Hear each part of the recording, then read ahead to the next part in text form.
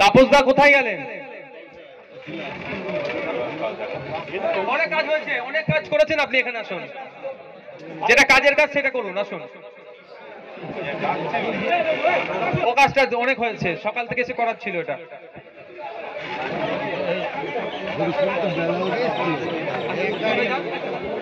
পতাকাটা কোথায়?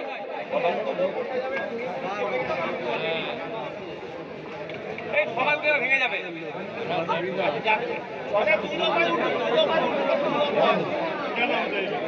ওদের জন্য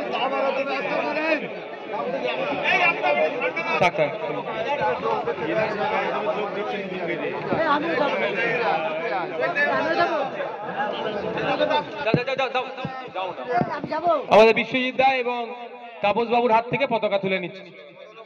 আইএসএফ জিন্দাবাদ, আইএসএফ জিন্দাবাদ, ইনকিলাব জিন্দাবাদ, জিন্দাবাদ জিন্দাবাদ, আইএসএফ জিন্দাবাদ, জিন্দাবাদ জিন্দাবাদ।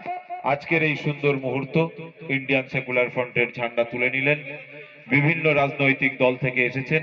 আগামী দিন বাংলার জনগণ, বাংলার প্রতিটা মানুষ তারা ইন্ডিয়ান সেকুলার ফ্রন্টের ঝান্ডার তলায় আসবে, এই আশা রেখেই আজকের এই প্রোগ্রাম। কত কন্ট্রোল করবো বলুন, বুঝতে পারছেন তো? বাইরের লোক না একটাও ঢোকে কেউ। হ্যাঁ বাবু তুমি বাইরে, এখন তোমার এখন নয় বাবু। বললেন রক্ত নিয়ে রাজনীতি, সেটা প্রথমেই হ্যাঁ, তৃণমূল কংগ্রেস একটা নোংরা খেলায় মেতে উঠেছে। বিরোধী দলের পক্ষ থেকে যে সমস্ত রক্তদান শিবিরগুলো হচ্ছে সেগুলোকে বন্ধ করার সর্বোচ্চ তারা অপচেষ্টা চালাচ্ছে। কিন্তু ভেবে পাচ্ছি না তৃণমূল কংগ্রেসেরও যদি কোনো সময় রক্তের প্রয়োজন হয় তাদেরও, তারা কি ব্লাড ব্যাঙ্কে গিয়ে বলবে যে আমি তৃণমূল করি, আমাকে তৃণমূলের রক্ত দাও, আমি তৃণমূল করি, আমাকে আইএসএফ বা বিরোধীদের রক্ত দেবে না? কথা তো বলবে না। এই যে তৃণমূলের রক্ত নিয়ে রাজনীতি করার চেষ্টা করছে তার আমরা বিরোধিতা করছি। আমরা বলছি রক্তের যেমন ধর্ম বর্ণ জাত হয় না, ঠিক রক্তেরও কোনো রাজনৈতিক রং আমরা লাগতে দেবো না। আপনি কি এবার দাঁড়াচ্ছেন? এক সপ্তাহ মধ্যে সিএএ লাগু হবে।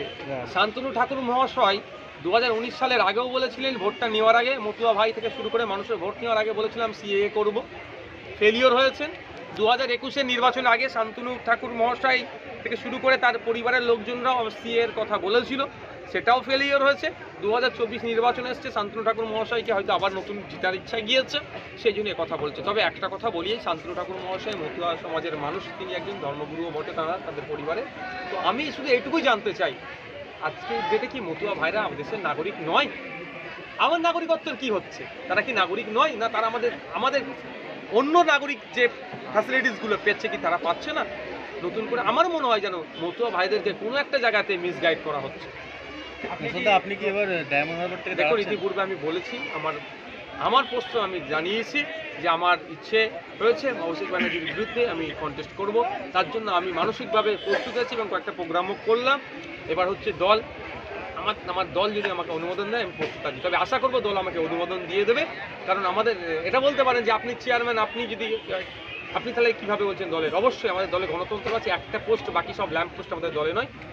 যে যার ডেজিগনেশন যেটা আছে সেই জায়গায় আমরা হোল্ড করি এবং সেটাকে আমরা প্রাধান্য দিই। আপনি বলুন 500 টাকার জন্য নাকি ভিক্ষা দিচ্ছে, আপনি আসছে নাকি হচ্ছে চাকরি বা কর্মসংস্থান করবেন? হ্যাঁ দেখুন, প্রোডাক্টিভ আর আনপ্রোডাক্টিভ, রাজ্য সরকার যে কাজটা করছেন 500,000 টাকা দিয়ে, এটা আনপ্রোডাক্টিভ।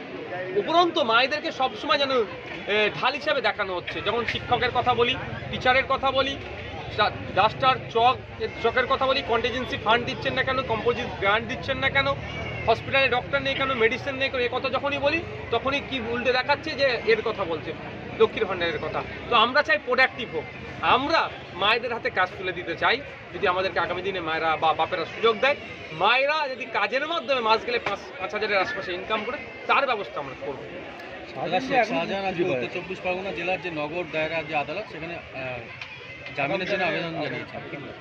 দেখুন, ব্যাপারটা হচ্ছে যে কাজ শাহজাহান সাহেবদের দ্বারা ঘটেছে, কোর্ট নির্দেশনা দিয়েছে ইডি অফিসারকে, ইডিকে নির্দেশনা দিয়েছে রেশনে যে দুর্নীতি হয়েছে সেটাকে তদন্ত করে কোর্টকে জানানো।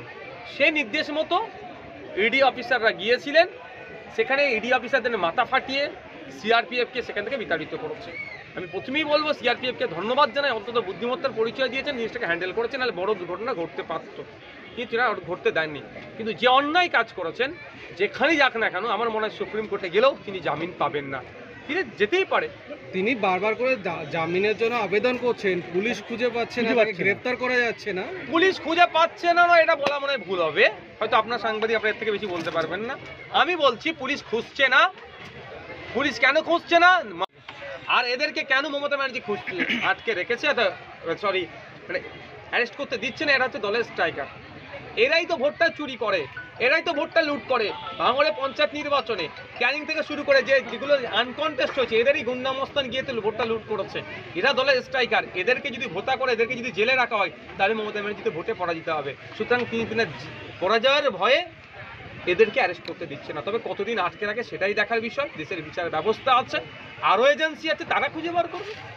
কংগ্রেসের সঙ্গে জোটের কথা চলছে এবং তৃণমূল কংগ্রেস একটা জোট নিয়ে নাটক চলছে, তার মাঝে আজকে দেখা গেল রাহুল গান্ধী যখন ঢুকলেন তার গাড়িতে হামলা করা হলো, কি বলবেন? সেটা একদম অন্যায়। শুধু রাহুল গান্ধী নয়, বিজেপিরও যদি কেউ আসে, বিভিন্ন রাজনৈতিক দলের আসে, রাজনৈতিক কর্মসূচি করলে তাদেরকে যেভাবে ডিস্টার্ব করা হচ্ছে শাসকের মাধ্যমে, আমাদেরকেও বিভিন্ন জায়গাতে মিটিং মিছিল করতে দেওয়া না, জায়গার যে পারমিশন আছে তৃণমূলের নেতারা এসে সেই মালিককে তুলে নিয়ে গিয়ে ডিস্টার্ব করছে, যেভাবে যে বিরোধী কণ্ঠকে রোধ করার খেলায় যেভাবে তৃণমূল মেতে উঠেছে, সেটাকে ধিক্কার জানায়, নিন্দা জানায়।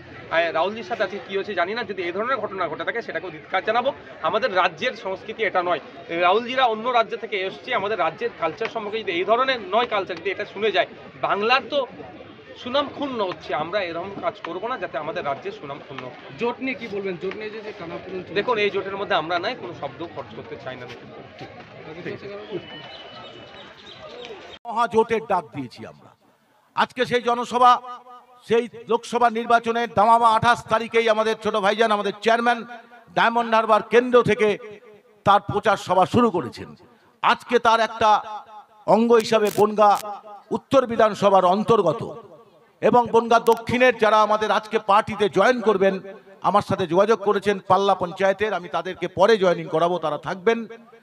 শুধুমাত্র এইটুক বলি যে ফ্যাসিস্ট বিজেপির বিরুদ্ধে এবং স্বৈরাচারী তৃণমূল ও দুর্নীতিগ্রস্ত তৃণমূলের বিরুদ্ধে যে মানুষেরা চিরকাল লড়াই করেছেন, আজও লড়াইয়ের বার্তা দেন, আইএসএফও সেই বার্তা দিচ্ছেন। এরকমই একজন মানুষ এখানকার আমাদের শ্রদ্ধেয় পঙ্কজবাবু, দীর্ঘদিনের বিধায়ক ছিলেন এখানকার বামপন্থীদের, এবং তিনি আশা করি নিশ্চয়ই আজও এইটাই বহন করেন যে বিজেপির বিরুদ্ধে এবং তৃণমূলের বিরুদ্ধে মহাজোট গড়ে উঠুক, এই আশা আমরাও রাখি, পঙ্কজবাবুও রাখেন। আমি সেই জন্যই পঙ্কজবাবুকে কিছু বার্তা দেওয়ার জন্য অনুরোধ করছি, বক্তব্য রাখবার জন্য। বসে দেবেন, বসে